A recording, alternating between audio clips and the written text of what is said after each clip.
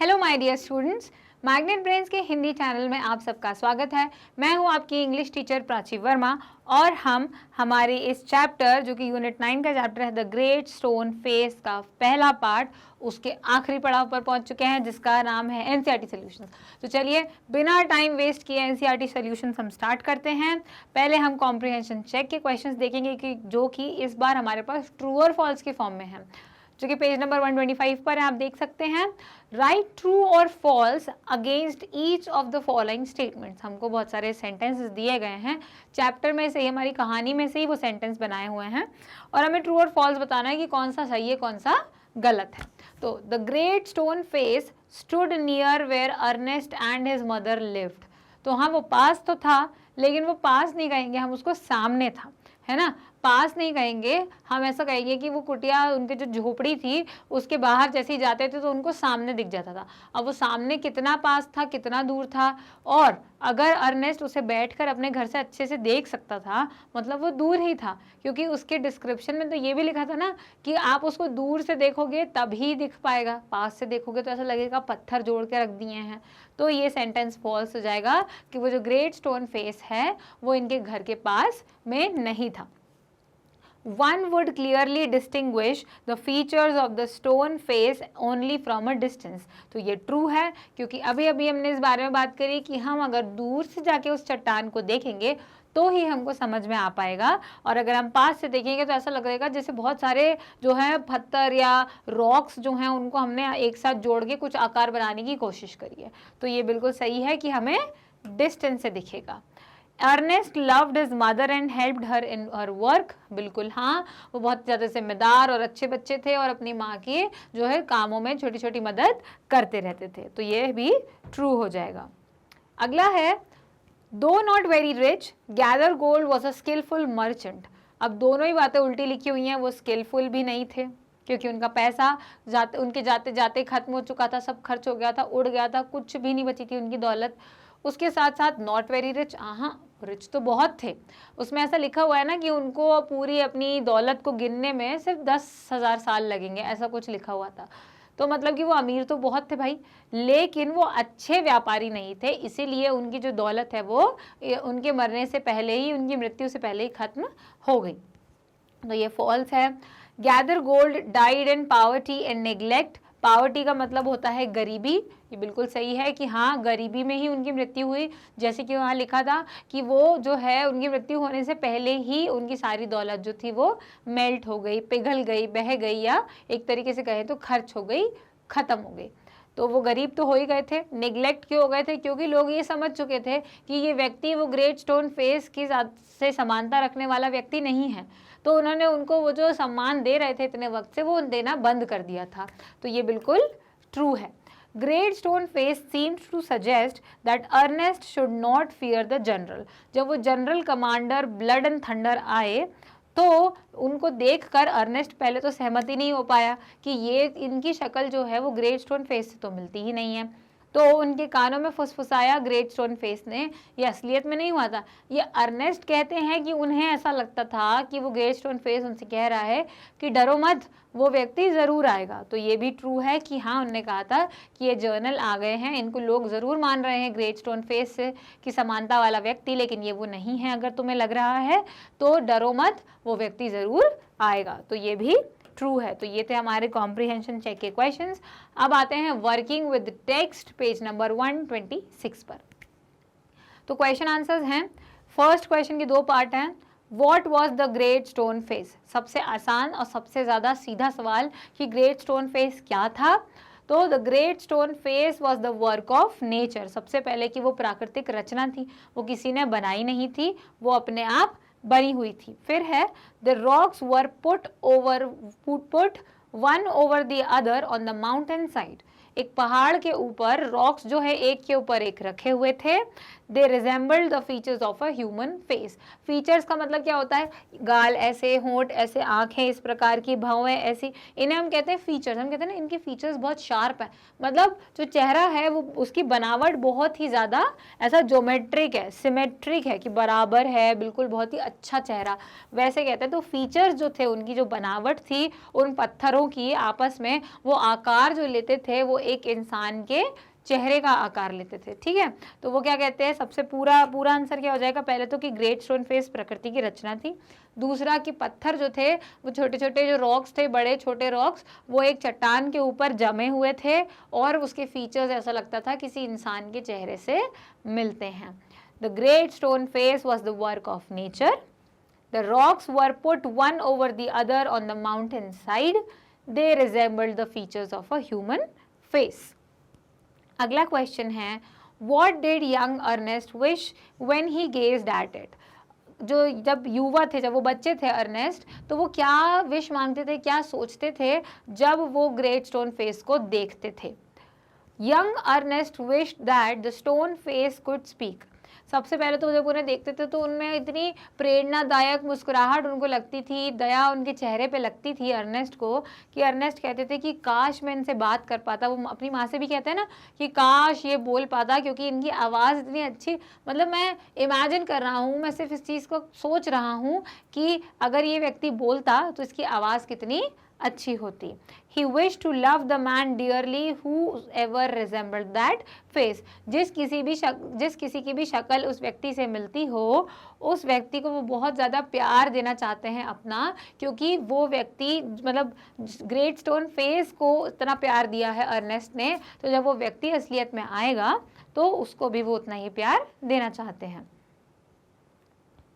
What was, second question है, What was the story attributed to the stone face? Attributed का मतलब होता है किसी को दे देना, या ऐसा नहीं कि मैंने आपको गिफ्ट एट्रीब्यूट किया, नहीं, आप श्रेय दे देना उस चीज़ का, है ना, कनेक्शन दे देना कि वो स्टोरी जो थी ग्रेट स्टोन फेस की वो क्या थी, क्या स्टोरी जोड़ी गई थी ग्रेट स्टोन फेस से। The story attributed to the stone face was that someday a child with the likeness of that face would be born. कि एक दिन ऐसा बच्चा जन्म लेगा जो कि इस ग्रेट स्टोन फेस के चेहरे की तरह उसका चेहरा होगा। He would become the greatest and noblest person of his age. कि जब वो व्यक्ति, एक तो वो बच्चा पैदा होगा तब नहीं पता चलेगा, जब वो बड़ा हो जाएगा तब उसका चेहरा जो है उस ग्रेट स्टोन फेस के चेहरे से मिलेगा, और वो व्यक्ति अपने दौर का, है ना, अपनी सदी का सबसे महान और सबसे विनम्र इंसान बनेगा। ये कहानी जो थी, ये भविष्यवाणी जो थी, ये जुड़ी हुई थी ग्रेट स्टोन फेस के साथ। आगे थर्ड क्वेश्चन है, What gave the people of the valley the idea that the prophecy was about to come true for the first time? कैसे लोगों को ये पता चला कि वो जो भविष्यवाणी है वो पहली बार सच होने वाली है। सबसे पहला व्यक्ति कौन था जिसने आके इस घाटी में आकर ये बताया, मतलब लोगों को ये एहसास दिलाया कि भविष्यवाणी सच हो सकती है? तो वो कोई और नहीं, हमारे गैदर गोल्ड थे। गैदर गोल्ड एक यंग मैन थे जो कि घाटी को छोड़कर चले गए थे बहुत साल पहले। तो यंग मैन अभी नहीं थे, यंग मैन हमने बोला है तब के लिए, मैनी ईयर्स अगो के लिए यंग मैन बोला गया है, ठीक है। By the time he grew old, अब वो बूढ़े हो गए। ही हैड ग्रोन रिच, और वो अमीर भी हो गए, बूढ़े होने के साथ साथ वो अमीर भी हो गए। When he return to his native valley, a rumor spread that he resembled the stone face.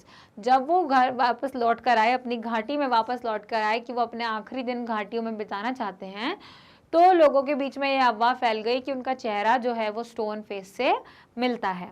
People thought that the prophecy had come true. लोग सोचने लगे कि प्रोफेसी यानी भविष्यवाणी, कि ये भविष्यवाणी जो है वो सच हो गई है, क्योंकि गैदर गोल्ड वही व्यक्ति है जो कि जिसका चेहरा स्टोन फेस से मिलता है।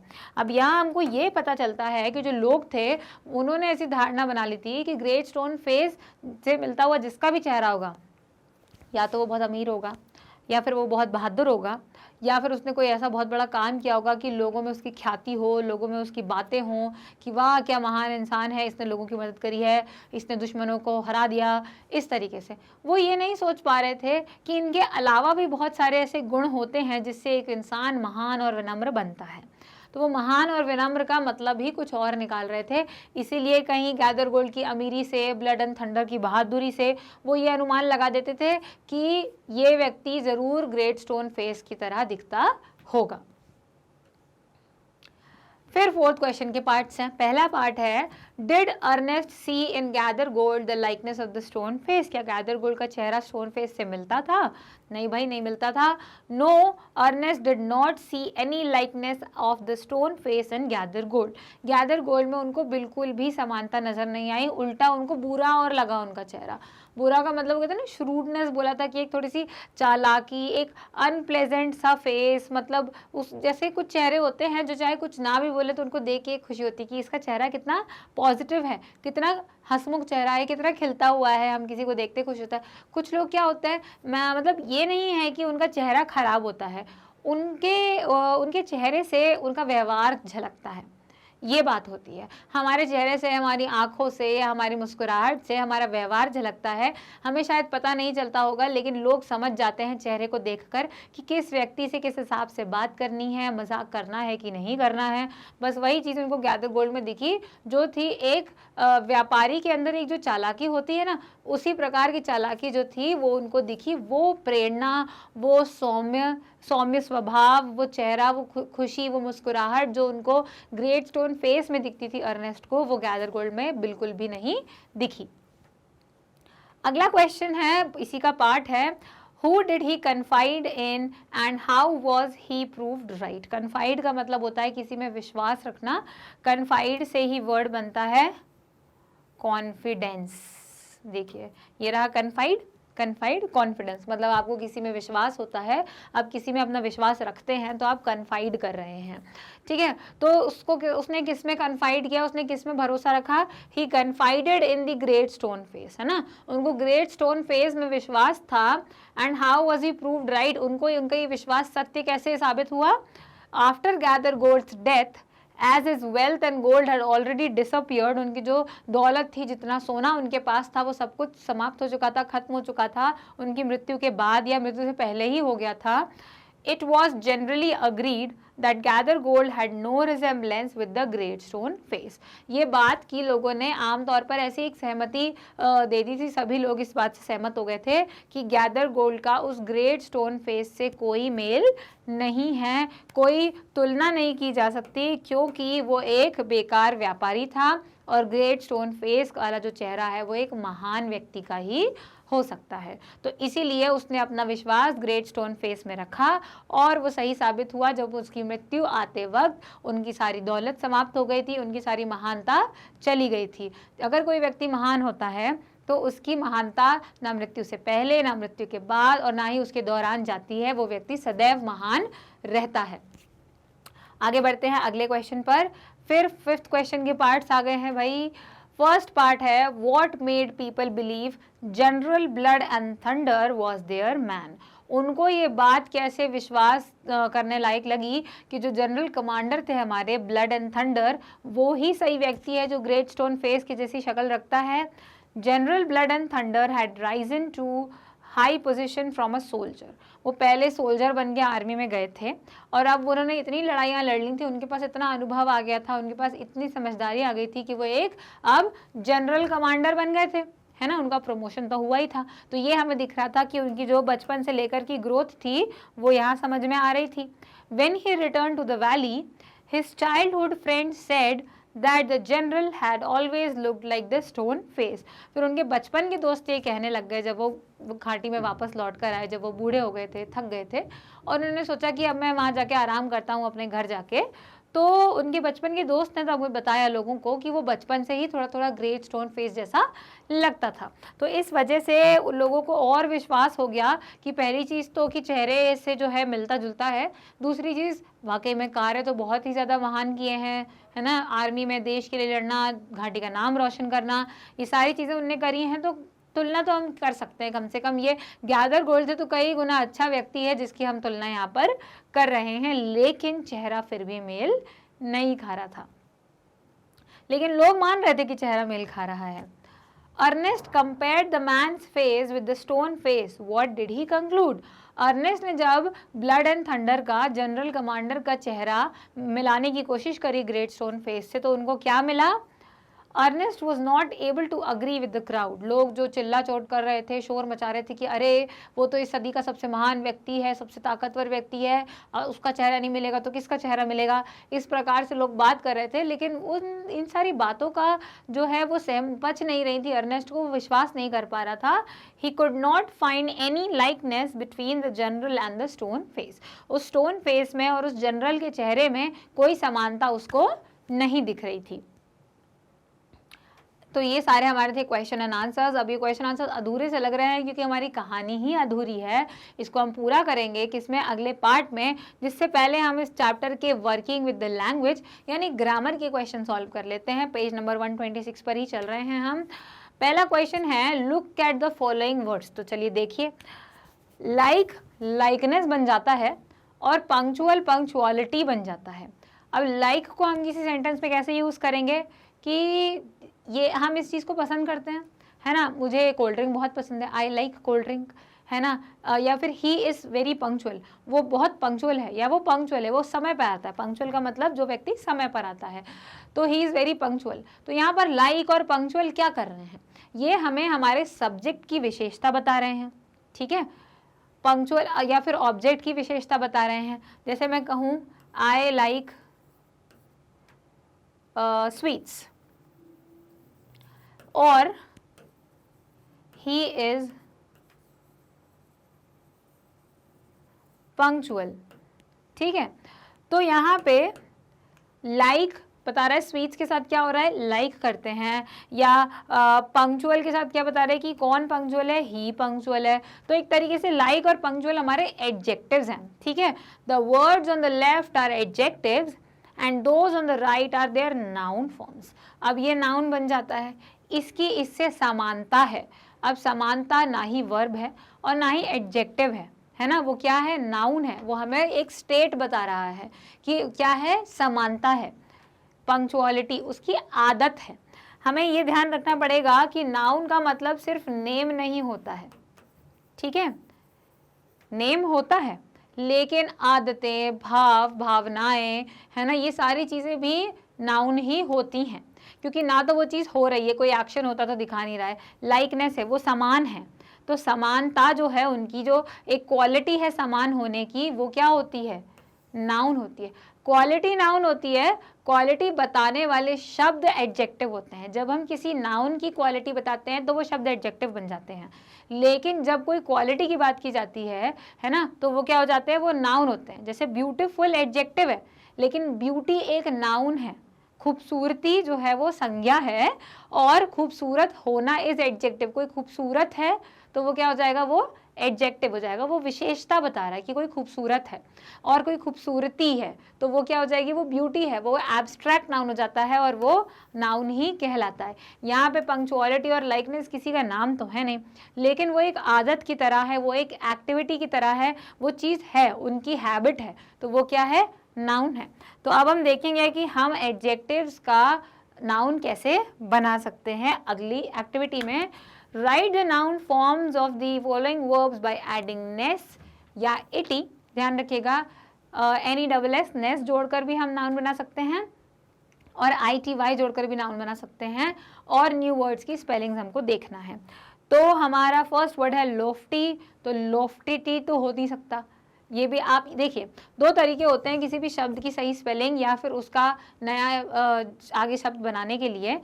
ये है प्रीफिक्स, है ना, प्रीफिक्स हम ये है सफिक्स। प्रीफिक्स हम आगे जोड़ते हैं, सफिक्स हम बाद में जोड़ते हैं। तो लोफ्टी में जब हम आगे कुछ जोड़ेंगे तो वो सुनने में भी सही लगना चाहिए। तो लॉफ्टी टी तो हो नहीं सकता, क्या होगा, लॉफ्टीनेस हो जाएगा। लेकिन स्पेलिंग देखने के लिए इसलिए बोला गया है क्योंकि वो इस प्रकार की स्पेलिंग बन जाती है, वाई का इस्तेमाल नहीं होता है। वैसे एबल बन जाएगा एबिलिटी, हैप्पी बन जाएगा हैप्पीनेस, क्योंकि हैप्पी टी तो होता नहीं है, हैप्पीनेस होता है, ठीक है। नियर नियरनेस हो जाएगा, नियरिटी कुछ नहीं होता, नियरनेस। और नोबल नोबिलिटी बन जाएगा, क्योंकि नोबिलिटी तो आपने सुना ही होगा कि एक शब्द होता है। बस आपको ये समझना ज़रूरी है कि हम किसी एडजेक्टिव में NESS या ITY लगाकर उसको नाउन बना देते हैं। आपको ये पता होना चाहिए कि ये शब्द क्या है और ये शब्द क्या है, इनका मतलब कैसे अलग अलग होता है। आगे आते हैं एनॉर्मस। तो एनॉर्मिटी, अब ऑलरेडी एनॉर्मस जो है वो एस से ख़त्म हो रहा है, तो उसके आगे हम एनॉर्मसनेस तो नहीं लगा सकते, बहुत ही अटपटा सा साउंड कर रहा है, इसलिए वो हो जाएगा एनॉर्मिटी। मतलब ज़रूरी नहीं है कि आप किसी शब्द को बोल कर देखें तो ही आपको सही आंसर पता चल पाए, लेकिन उसके साथ साथ ये एक तरीका हो सकता है, एक ट्रिक हो सकती है जिससे आप इस चीज़ का पता लगा सकते हैं। जैसे प्लेजेंट, तो प्लेजेंटनेस, अब टी पर वो ख़त्म हो रहा है तो वो प्लेजेंटिटी नहीं हो सकता, इसलिए प्लेजेंटनेस। डेंसिटी, डेंसिटी भी आप सबने सुना होगा, इसमें हम ई को हटा देंगे और ये ITY लग जाएगा। अगर आखिर में कोई कॉन्सोनेंट आ रहा है, ठीक है, कॉन्सोनेंट क्या होता है, वोवल्स होते हैं AEIOU, ये वोवल हैं। इनके अलावा 26 अल्फ़ाबेट्स में जो भी बच रहा है, यानी जो 21 अल्फ़ाबेट्स बच रहे हैं वो कॉन्सोनेंट होते हैं। तो जब आखिर में कोई वोवल आता है तो हम ITY जब लगाते हैं उसमें, तो उस वोवल को हटा देंगे, क्योंकि ई और आई जो है ऐसे साथ में नहीं जुड़ सकते। उसी के साथ साथ जब यहाँ पे कॉन्सोनेंट आ रहा है तो हमें क्या देखना है कि हमने वहाँ पर NESS लगा दिया है। ग्रेटनेस हो जाएगा, स्टेबिलिटी हो जाएगी, डेंसिटी हो जाएगी, प्लेजेंटनेस हो जाएगा, ठीक है। एनॉर्मिटी हो गया, तो एस तो कॉन्सोनेंट था, लेकिन यहाँ पर एस है तो हम एस के बाद NESS नहीं लगा सकते। एनॉर्मसनेस कुछ नहीं होता है, एनॉर्मिटी इज द करेक्ट वर्ड। तो इस प्रकार से हम शब्दों को बनाएंगे। अब हम सारे आंसर्स देख लेते हैं। Loftiness, ability, happiness, nearness, nobility, enormity, pleasantness, density, greatness और स्टेबिलिटी। स्पेलिंग्स तो सबसे पहले आपको पहले से ही पता होनी चाहिए कि इन शब्दों की स्पेलिंग क्या है। उसके बाद जब आप आगे सफिक्स, आगे कुछ जोड़ते हैं किसी शब्द के आगे उसका फॉर्म चेंज करने के लिए, तब आपको बेहतर समझ में आता है कि हम किस प्रकार किस सफिक्स को जोड़ेंगे, NESS जोड़ेंगे या ITY जोड़ेंगे, जिससे हमारा करेक्ट वर्ड बन जाए। आगे बढ़ते हैं अगले क्वेश्चन पर। इसमें हमको क्या करना है, LY ऐड करना है to the following adjectives, then use them in the following words. हमें दिए हुए एडजेक्टिव्स में LY जोड़ना है और उसके बाद हमें सेंटेंसेस में इस्तेमाल करना है। तो चलिए देखते हैं। सबसे पहले तो परफेक्ट का मतलब पता है, बिल्कुल सही होना, नियर यानी पास, काइंड यानी दयालु, और प्लेजेंट यानी बहुत ज़्यादा सौम्य, बहुत अच्छा, और ईगर मतलब बहुत ज़्यादा उत्सुक। जैसे ईगर है, आप मैं करने के लिए बहुत ज़्यादा उत्सुक, तत्पर हूँ, है ना। Why didn't you turn up at the meeting? आप मीटिंग में क्यों नहीं आए? टर्न अप का मतलब होता है, ये फ्रेज है, टर्न अप का मतलब सामने आना। जैसे कहते हैं कि मैंने बुलाया था उसको पढ़ने के लिए, he didn't turn up, he didn't come, वो आया नहीं, ठीक है, वो उसने अपनी शक्ल नहीं दिखाई। We all were dash waiting for you। अगर हम किसी का इंतज़ार कर रहे हैं तो क्या हम बहुत आराम से इंतज़ार कर रहे थे?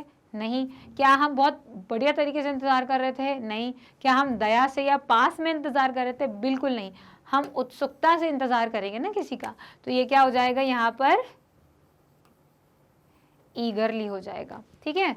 Dash right your name and address in capital letters. अब ये तो इस्तेमाल हो चुका है, तो क्या हम किसी को बोलते हैं कृपया अपना जो नाम है उनको कैपिटल लेटर्स में लिखिए। तो जब हम किसी को कृपया बोल रहे हैं या हम बहुत ही अच्छे से उससे बोल रहे हैं तो हम बोलेंगे काइंडली राइट योर नेम, है ना, काइंडली बोलते हैं कि हम, आप यहाँ पर प्लीज़ अपना नाम ऐसे लिखिए, कृपया, kindly. I was dash surprised to see him at the railway station. तो I thought he was not coming। अब पूरा सेंटेंस पढ़ने के बाद ही सही शब्द का इस्तेमाल करेंगे हम कि मैं उसको देख के सरप्राइज हो गई, मुझे लगा वो नहीं आएगा। तो आप प्लेजेंटली सरप्राइज होंगे ना, बहुत ही खुशी से। आप टोटली सरप्राइज हो सकते हैं, लेकिन क्योंकि वो व्यक्ति नहीं आने वाला था, आपको उम्मीद ही नहीं थी उसके आने की, लेकिन वो आ गया, तो आप खुशी के मारे सरप्राइज हो जाएंगे, इसलिए ये हो जाएगा प्लेजेंटली सरप्राइज्ड, ठीक है। तो ये हो गया हमारा पहले के 3 क्वेश्चंस। अगले हैं हमारे पास, अब बचा है परफेक्ट और नियर। तो it is dash believable that I am not responsible for this mess. ये मैं इस सारे मैस के लिए, मैस का मतलब होता है गड़बड़, जो भी फैला रहा फैल गया है, उस फैलारे के लिए, उस गड़बड़ के लिए मैं जिम्मेदार नहीं हूँ, ये सही तरीके से क्या है, विश्वास करने लायक है। तो ये काफ़ी नियरली अगर हम इस्तेमाल करते हैं तो नियरली का मतलब हो जाता है काफ़ी हद तक, लेकिन परफेक्टली का मतलब तो वही होता है कि बिल्कुल सही तरीके से, इसलिए यहाँ पर आएगा परफेक्टली। और ये भी एक तरीका ही है, ट्रिक ही है कि आखिर में बचा है तो नियरली आएगा, लेकिन हमें मतलब भी पता होना चाहिए नियरली का। ही फेल ओवर द स्टेप, मतलब सीढ़ी पर, स्टेप्स कहते हैं उनको, सीढ़ियों पर वो गिर गया, and nearly broke his arm, और मतलब अपना हाथ तोड़ते तोड़ते बच ही, ऑलमोस्ट उसने तोड़ ही लिया था, काफ़ी हद तक वो उसमें चोट लग चुकी थी, इसलिए ये नियरली हो जाएगा। तो इस हिसाब से जब देखिए इन ऐसे क्वेश्चंस को सॉल्व करने का रीज़न ये होता है कि ये शब्द का जो मतलब होता है वो इस शब्द के मतलब और इस्तेमाल से थोड़ा सा अलग हो जाता है। तो जब हम नियर इस्तेमाल करते हैं, हम कहते हैं पास, मैं आपके पास हूँ, आई एम नियरली देयर, मतलब मैं काफ़ी हद तक पास हूँ, है ना, उसका अर्थ थोड़ा सा बदल जाता है। इसलिए हम उनको सेंटेंस में इस्तेमाल करके देखते हैं ताकि हमारी बेहतर समझ में आ सके कि ये जो सेंटेंस में इस्तेमाल करेंगे तो इनमें अंतर कैसे आएगा। तो इसके ये सारे आंसर्स हैं, जिसमें हम देख लेते हैं एक बार रीड करके सारे क्वेश्चंस को। Why didn't you turn up at the meeting? We all were eagerly waiting for you. Eagerly हो गया। Kindly write your name and address in capital letters. कृपया अपना नाम capital letters में लिखें। I was pleasantly surprised to see him at the railway station. I thought he was not coming. आप खुशी से सरप्राइज हो गए, है ना। It is perfectly believable that I am not responsible for this mess. कोई ऐसा व्यक्ति बोल रहा है जो अपनी गलती नहीं मान रहा, बोल रहा है कि मैं तो इसके लिए जिम्मेदार हुई नहीं, ये बात पक्की है। He fell over the step and nearly broke his arm. बहुत ही आसान सी एक्सरसाइज थी और हमें हर शब्द में ly लगाकर उसका इस्तेमाल करना समझ में आ गया। एक चीज़ हमेशा ध्यान रखना है कि पूरा सेंटेंस पढ़ना है। जैसे कि इस क्वेश्चन में अगर आप I thought he was not coming वाली बात नहीं पढ़ते, कि आपको उम्मीद ही नहीं थी, तो शायद आपको पता नहीं चल पाता कि आप खुशी से यहाँ पर सरप्राइज हुए हैं या ऐसा आपको शॉक वाला सरप्राइज हुआ है। ठीक है, तो आपको पूरा सेंटेंस पढ़ने की ज़रूरत है ताकि आप उसका सही अर्थ निकाल सकें। आगे है अगला क्वेश्चन, ग्रामर के इस क्वेश्चन में है complete each sentence below using the appropriate forms of the verb in brackets. अब हमको ब्रैकेट में वर्ड्स दिए हुए हैं, उनके सही फॉर्म का इस्तेमाल करना है। अब ये शुरू करने से पहले मैं आपको दो चीज़ें बताना चाहती हूँ। सबसे पहले तो बी के फॉर्म्स, ठीक है, बी के जो फॉर्म होता है, बी का मतलब होता है होना, ठीक है। बी एक ऐसा वर्ब है जो सिर्फ होने की क्रिया को बताता है कि आप एग्जिस्ट कर रहे हैं, आप हैं, दैट इज बी। तो बी के जो फॉर्म्स होते हैं वो होते हैं इज, बी खुद भी होता है, इज भी होता है, फिर इस के साथ आर आ जाते हैं, है ना। तो इज और आर जो है एक जैसे ही है, सिंगुलर प्लूरल का अंतर है, ये एक सब्जेक्ट के लिए यूज होता है, ये मोर देन वन, ठीक है। तो आर प्लूरल में चले जाता है और इज जो है वो सिंगुलर में रहता है, लेकिन बी का इज ही फॉर्म होता है, जो हिंदी में हम जिसे है कहते हैं ना, है किसी चीज का होना, वो चीज बी हो जाती है। तो एक ये बी का हमने फॉर्म पढ़ लिया। उसके बाद है एक विल और शाल, ये दोनों फ्यूचर में इस्तेमाल किए जाने वाले वर्ब्स रहते हैं। ये हैं, इनको हम मॉडल वर्ब्स भी कह सकते हैं या ये हेल्पिंग वर्ब तो होते ही होते हैं। तो विल और शाल में जो अंतर होता है, पहले ज़्यादा अंतर समझ में नहीं आता था, लेकिन जैसे जैसे हम इनको शब्द वर्ड्स सेंटेंस में इस्तेमाल करते हैं तो हमें दिखता है कि विल हम फ्यूचर के लिए ऐसे बताते हैं कि ये चीज़ फ्यूचर में होगी ही होगी। I will do it, he will come, they will play. तो उसमें क्या हो रहा है कि वो बता रहे हैं कि हाँ ये चीज़ होगी। लेकिन शाल के केस में क्या होता है, शाल में भी वही चीज़ हो रही है, लेकिन शाल में दो चीज़ों पे ध्यान दिया जाता है। पहली चीज़ तो वो बहुत ज़्यादा ही फॉर्मल इस्तेमाल होता है। फॉर्मल क्या होता है, ऑफिस के कामों में लॉयर बोलते हैं, टीचर बोलती है बच्चों से, बच्चे टीचर से पूछते हैं, तो इस तरीके से हम शाल का इस्तेमाल करते हैं। जब हम कोई दावा नहीं कर रहे हैं, हम कोई एक्शन फ्यूचर में होने वाले के बारे में नहीं बता रहे हैं, लेकिन हम एक रिस्पेक्टेबल जगह पर एक सम्मान देते हुए उनसे बात कर रहे हैं। और दूसरी चीज़, एक तरीके से हम परमिशन लेते हैं है ना, हम परमिशन ले रहे हैं या फिर उनको ये बताना चाह रहे हैं कि क्या हम ऐसा कर सकते हैं, हम बता रहे हैं कि हम ऐसा करेंगे, बट उसमें एक क्वेश्चन रहता है।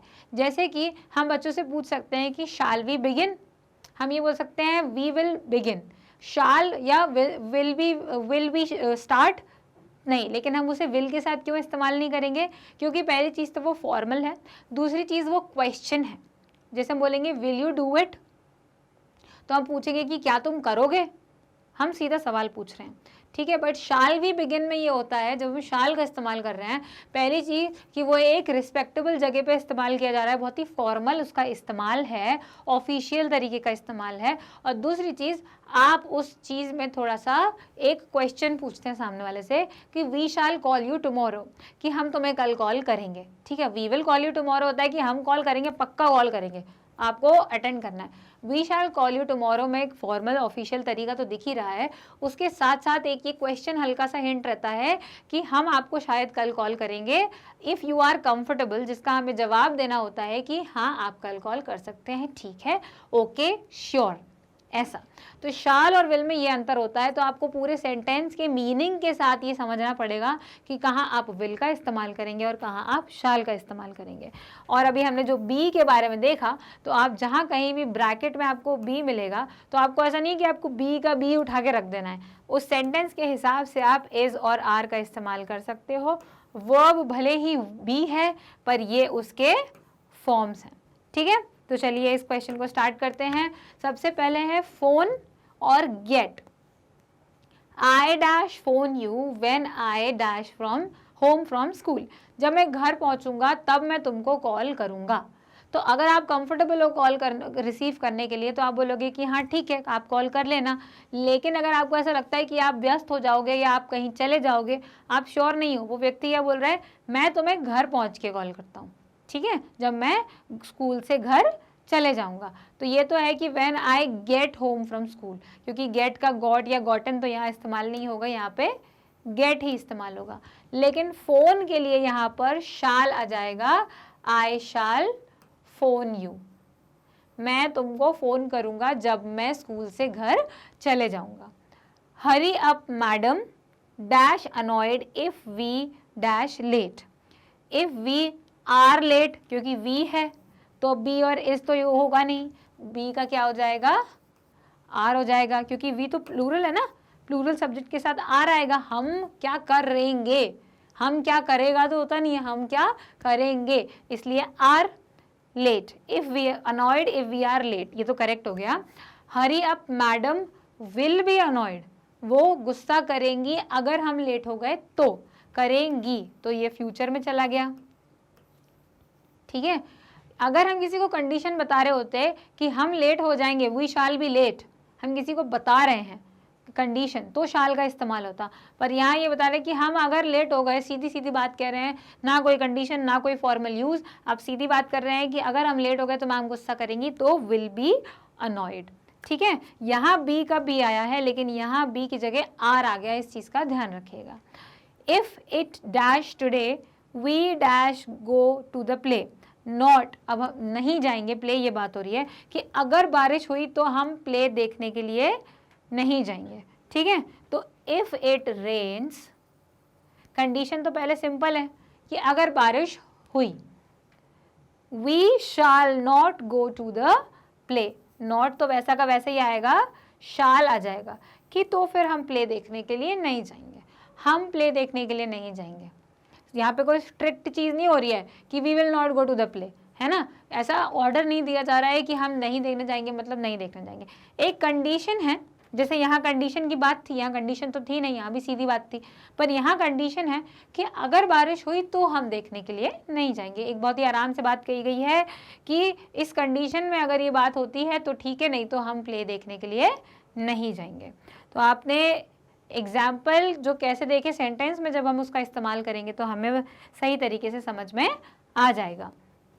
When you dash see Mandal again, you dash not recognize him, he is growing a beard, मतलब वो दाढ़ी उगा रहा है, तो अगर आप जब आप मंडल को देखोगे ना तो आप पहचान नहीं पाओगे। तो when you will see Mandal again, future की बात बता रहे हैं कि जब तुम फिर से उसको देखोगे, will see Mandal again, you will not recognise him, he is growing a beard. ठीक है, you will not recognise him, तो विल है, नॉट रिकॉग्नाइज वैसा का वैसा आ जाएगा कि तुम उसको रिकॉग्नाइज, तुम उसको पहचान ही नहीं पाओगे। ही इज ग्रोइंग अ बियर्ड, जब तुम उसको देखोगे तो उसको पहचान नहीं पाओगे। वी आर ऑफ टुडे, हम आज छुट्टी पर हैं। We dash write to you after we dash be back, we will write to you after we are back. अब फिर से वी है, यहाँ आर आ जाएगा कि जब हम वापस आ जाएंगे, तो we shall write to you. Shall क्यों? क्योंकि फिर से वही फॉर्मल चीज़ आ गई, फॉर्मल चीज़ आ गई कि आज हमारी छुट्टी है, आज हम छुट्टी पर हैं और हम आपको लिखेंगे जब हम वापस आ जाएंगे। यहाँ राइट टू यू का मतलब है हम आपको रिप्लाई कब देंगे, हम आपको बाद में रिप्लाई देंगे जब हम वापस आ जाएंगे। तो यहाँ शाल का इस्तेमाल तो फॉर्मल यूज़ के लिए हो रहा है। दूसरी चीज़, कंडीशन भी दी हुई है कि हम आज छुट्टी पर हैं, तो जब हम आ जाएंगे वापस तब आप आपको लिखेंगे। तो इस तरीके से हमने विल और शाल और बी के बारे में नए फैक्ट सीखे हैं। तो चलिए इनके आंसर्स देख लेते हैं। I shall phone you when I get home from school, correct था। Hurry up, madam will be annoyed if we are late, बिल्कुल सही। If it rains today, we shall not go to the play, condition के basis पर। When you see Mandal again, you will not recognize him, he is growing a beard, condition fulfil हो रही है? नहीं, यहाँ condition ही नहीं थी, यहाँ पर बात सीधी सीधे मंडल की हो रही है कि जब आप उसको देखोगे तो आप उसको पहचान नहीं पाओगे। ये बात तो नहीं हो रही कि अगर आप मंडल को देखोगे। ठीक है, we are off today, we shall write to you after we are back, बिल्कुल करेक्ट। यही इसी के साथ हमारी एक्सरसाइजेस खत्म होती हैं, हमारे पूरे एनसीईआरटी सॉल्यूशंस खत्म होते हैं। और अब हम इस चैप्टर के बाद अगला चैप्टर स्टार्ट करेंगे जो कि है ग्रेट स्टोन फेस पार्ट 2, जो कि बहुत ही एक्साइटिंग होने वाला है क्योंकि हमें उसका हमारा जो पूरा सस्पेंस है, जो हमारी क्यूरियोसिटी, हमारी जिज्ञासा है, वो वहाँ खुलने वाली है। और वो वीडियो आपको कहाँ मिलेगा? इंडिया के नंबर 1 100% फ्री ऑनलाइन एजुकेशन देने वाले प्लेटफॉर्म पर, यानी कि मैग्नेट ब्रेन्स पर। टाइप करें magnetbrains.com, हमारी वेबसाइट ओपन होगी जहाँ पर आपको अपना कोर्स सिलेक्ट करना है जो कि है सीबीएसई हिंदी मीडियम और आपकी क्लास जो कि है क्लास 8। क्योंकि हम सामान्य अंग्रेजी की बुक हनी ड्यू पढ़ रहे हैं तो आप हनी ड्यू के टैब पर जाएंगे, उसे क्लिक करेंगे और आपके पास वो पूरी लिस्ट खुल जाएगी जिसमें सारी यूनिट और हर यूनिट के जो टॉपिक्स हमने डिस्कस किए हैं वो आपको वहाँ पे दिए गए हैं। जिस भी टॉपिक का वीडियो आपको देखना है उसके सामने वॉच नाउ लिखा होगा ब्लू से लिंक पर, उस वॉच नाउ पर जाएं, उसे क्लिक करें और वीडियो स्टार्ट हो जाएगा। वीडियो को पूरा देखें ताकि आपकी डाउट्स जो है वो क्लियर हो पाएँ और उसके बाद जो भी डाउट्स अगर बचती हैं या आपको कोई चीज़ समझ में नहीं आती है तो आप उसे कमेंट सेक्शन में मेंशन कर सकते हैं। अब क्योंकि आपको इतनी फैसिलिटीज़ मिल रही हैं 6 से लेकर 12th स्टैंडर्ड तक के बच्चों के लिए 100% फ्री ऑनलाइन एजुकेशन, वो भी सारे स्टेट बोर्ड्स के हिसाब से, तो फिर इस वीडियो को लाइक करना तो बनता ही है। आगे की वीडियो के अपडेट्स के लिए हमारे चैनल को सब्सक्राइब करें और अपने दोस्तों से इन वीडियोज़ को शेयर करना ना भूलें। मिलते हैं अगले वीडियो में, तब तक के लिए थैंक यू।